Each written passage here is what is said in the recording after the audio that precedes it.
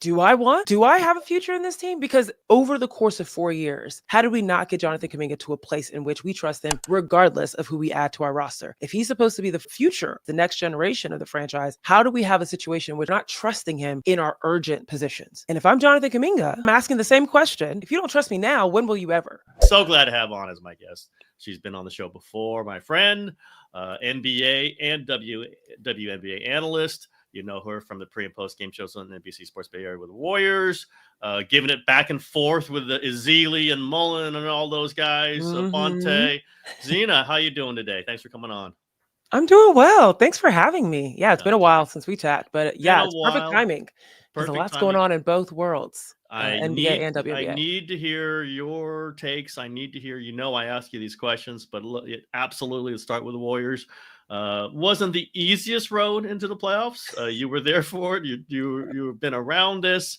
What's your sense of where they are? Are they in a good spot heading into this first round against the Rockets? Are they in a shaky spot? Just give me what your feelings, the vibes around this team right now.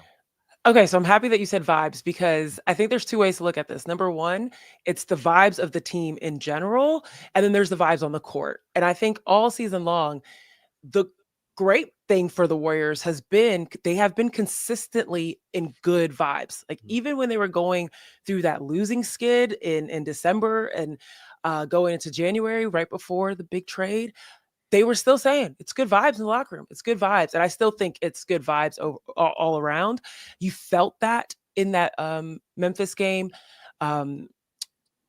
You know that they feel good about who they are. Now on the court, I don't want to say shaky. I definitely don't want to say shaky. I think the way that Jimmy Butler showed up in that play-in game definitely rose the confidence of that team of what he's capable of.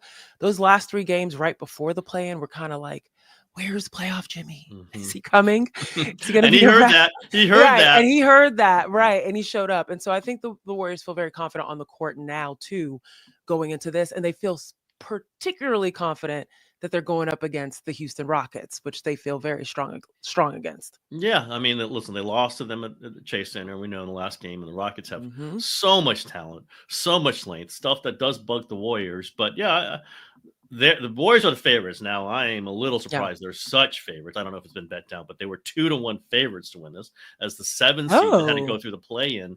That's to go against the 2 seed that won 52 games, just beat the Warriors by 10 at Chase. But yeah, I mean, what are the areas you think the Warriors have an advantage here? What do they think they have the advantage here? I mean, Steph. Okay, Steph is number one. Yeah. Jimmy put it best. Like, you just can't count a team out when they have Steph on their team. When you have Steph in a situation, I think his exact quote was, "If I'm on a team, I can give anyone an opportunity. If Steph's on the team, he can give everyone an opportunity." And I think that is always going to be the advantage that the Warriors have. They have Steph, they don't. So, now I'm looking at also veteranship. At the end of the day, not only Steph, but also Draymond. And now you add in Jimmy Butler, like that is championship experience. And you look across the aisle and yes, shout out Fred VanVleet, shout out Ime Udoka. Like that does matter that your coach has been in these sort of circumstances and understands the importance of adjusting and changing your schemes over the course of a 7-game series. But the same way I felt when I was watching women's college basketball and I was looking at Dawn Staley and the South Carolina Gamecocks, I had to remind myself, I don't want to bet against Dawn, but Dawn ain't playing, right? And I don't want to bet against, when you think about Ime Udoka being a championship coach, just like not on the same level as Steve Kerr, but also just in general being able to coach at that level. And he's coached up the Houston Rockets to this level all season. He's not the one playing. At the end of the day, there are a lot of young bodies out there. Jabari Smith Jr., Tari Eason, Amen Thompson, as unbelievable as he is, they're still young. And this is a bigger moment than a lot of them have ever faced. And so there's the capacity for mistakes. There's the capacity for missed assignments. There's the capacity to have those kind of like that learning curve that happens when this is your first time really going into the playoffs and making a splash. So veteranship and Steph are probably the number 1 and 2 things. And then the third thing is clutch players. And when you look across at Houston, and you're thinking about who at the end of the game do you set something up for? Do you put in an ISO situation? Do you count on to be able to get you a bucket or a foul? It's supposed to be Jalen Green or Alperen Sengun. And we know both of them can come up short. And you compare those two to a Steph and Jimmy Butler, I'm putting my money more so on Steph and Jimmy.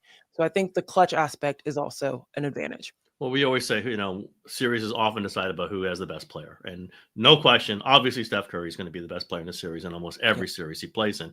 Warriors might have the best two players, Steph and Jimmy. Like, that's a pretty heavy advantage. Obviously, you go, Houston might have next 3, 4, 5, 6, 7, whatever. I mean, put Draymond in there too. Right. But beyond that, it's going to be rocket.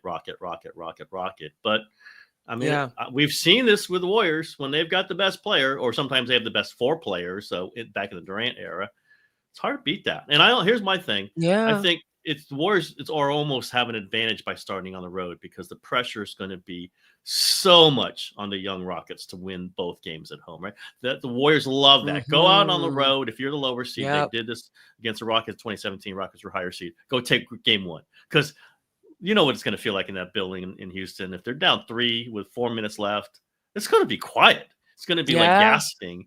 We saw them miss different whole other team in a game 7. We saw them miss 26 straight threes. Do you almost feel like that's an advantage for the Warriors here? Going on the road? Yeah, absolutely. Starting on the road. Starting on the road. I mean, I think it was Draymond that he said this many times, but everyone says this, beyond the aspect of whoever has the best player will win the series. It's also a series doesn't start until somebody wins on the road.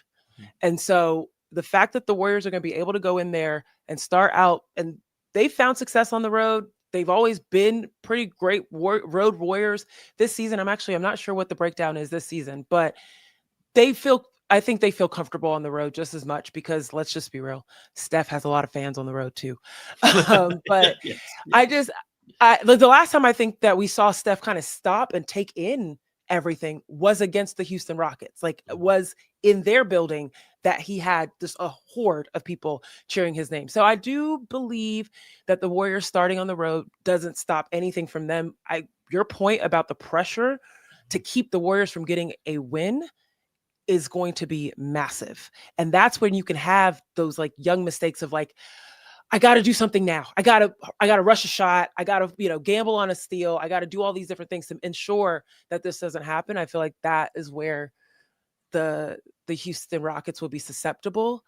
But yeah, great point. I don't think I've thought about that enough of just how much of advantage it is for the Warriors psychologically to go out on the road and potentially start the series, whether it's game 1 or game 2, by winning in one of those two. When the other team doesn't quite have its feet, new situation.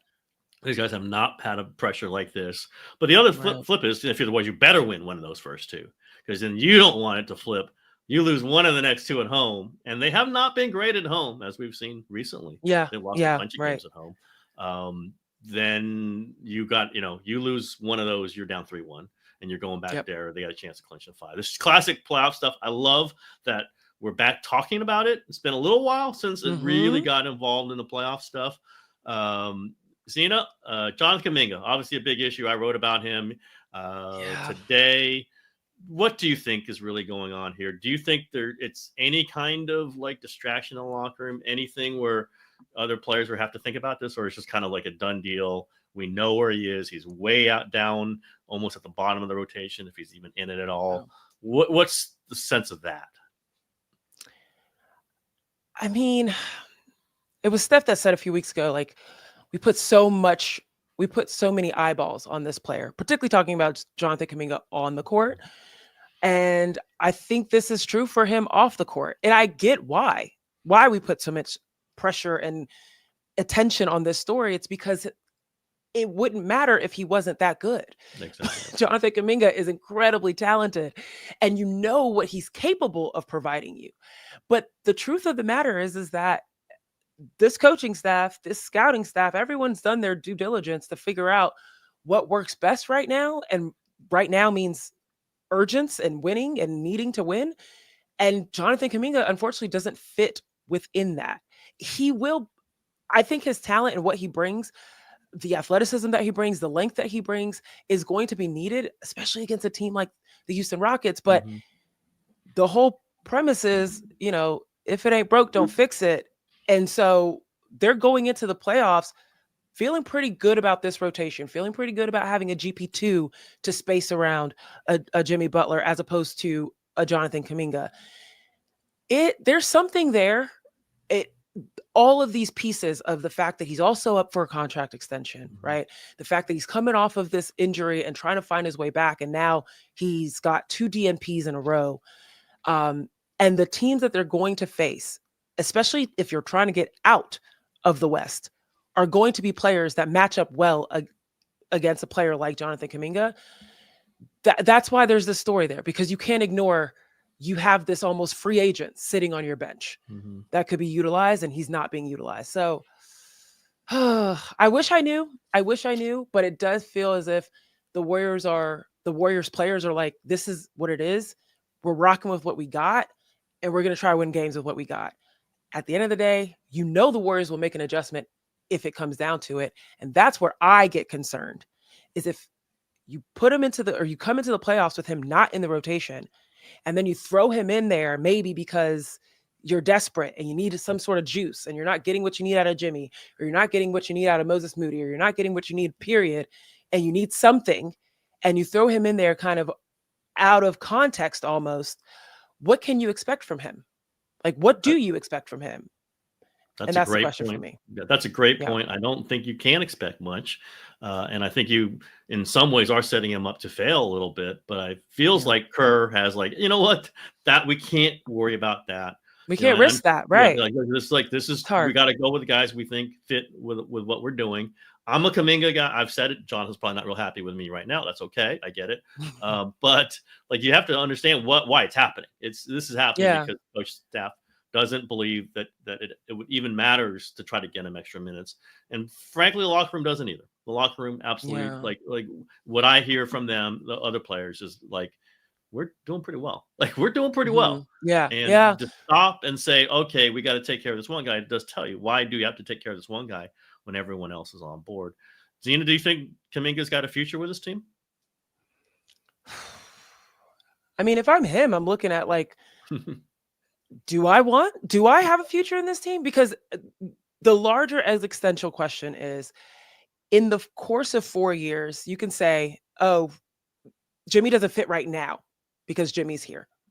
And we don't quite trust him in this kind of urgent space that we're in of needing to win. So the existential question is, over the course of 4 years, how did we not get Jonathan Kuminga into, we being the Warriors, if I'm the Warriors, how did we not get Jonathan Kuminga to a place in which we trust him regardless of who we add to our roster? If he's supposed to be the future of the franchise, the next generation of the franchise, how do we have a situation in which he's entering his 4th year, we're talking about contract extensions, and we're not trusting him in our urgent positions?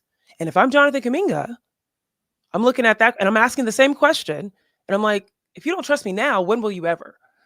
And that is a great point. That's tough. It's both sides. I feel for him. Yeah. And I feel for, exactly. It's both sides. Exactly. Both sides have their points and both sides have made their mistakes. I don't think, Kerr has moved him in and out. This is the future. No, he's not. I'm going to bench him. Moody's ahead of him. Moody's behind him. We know the names of players that he's played ahead of Jonathan, and maybe he could have said, hey, just give Jonathan the minutes. But Steve Kerr's got 4 championships. One point that players have made to me, veterans, Steve's been tough on young guys, but none of the young guys who've come in heralded and have flamed out here have succeeded elsewhere. Wiseman, or point. Jacob Evans, whatever. There's Pascal, guys. It's if they can't get it, they usually, Steve makes a call. Now, Kuminga's going to be the real test case because we all do see the talent. But you're right.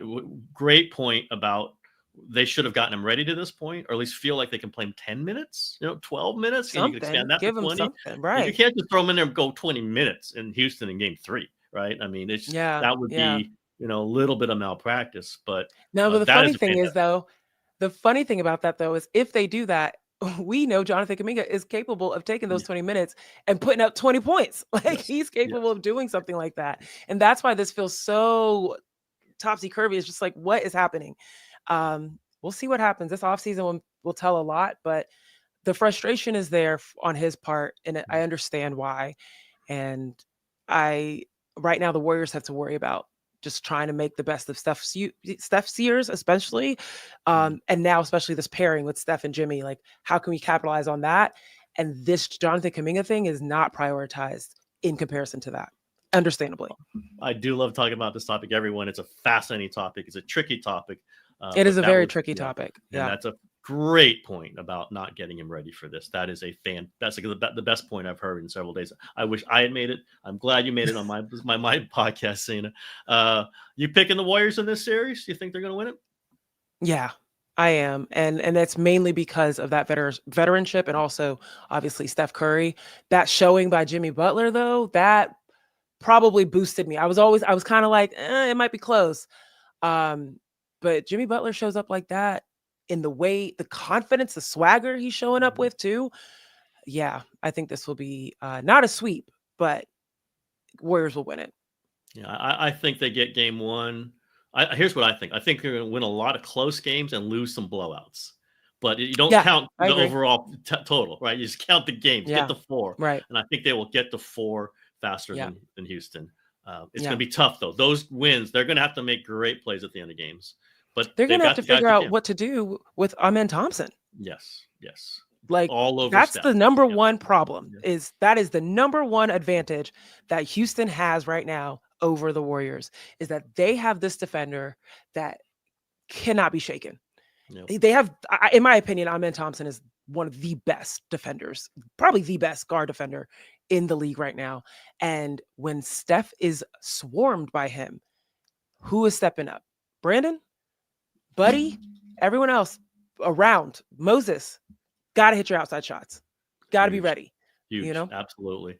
The games where those guys are reluctant to shoot or can't make shots are probably going to be the games that they lose. Although they won without them, against Memphis. Although Memphis is a different situation, a little different defense. I was going to say, when those guys need to make a shot, and they never did, and Steph just goes, boop, boop, boop, boop, boop. Okay, we're good. Yeah. Jimmy right. does what Jimmy does. I'll take care of it.